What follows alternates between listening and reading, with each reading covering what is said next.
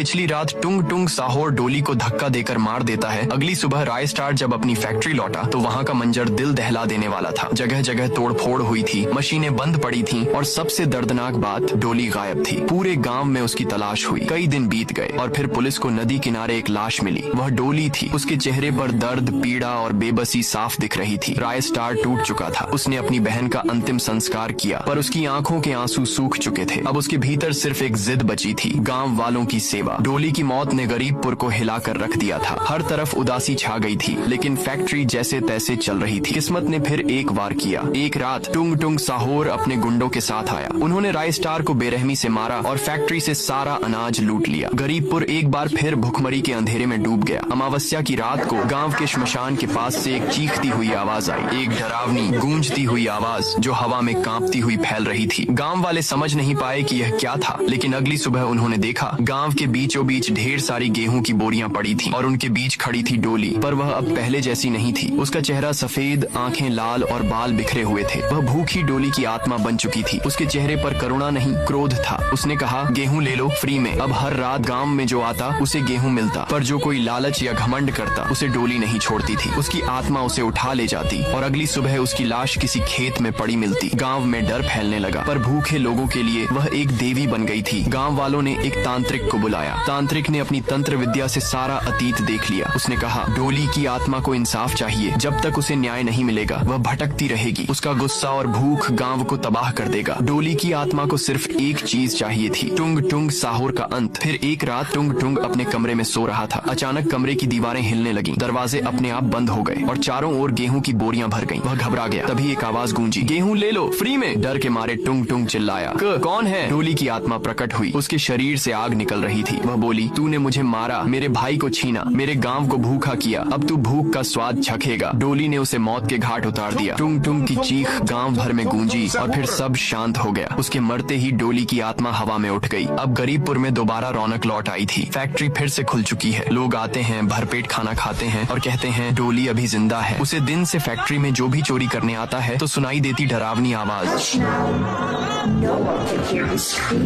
अगर आपको ये वीडियो पसंद आया तो कमेंट में लिखो, डोली अभी जिंदा है।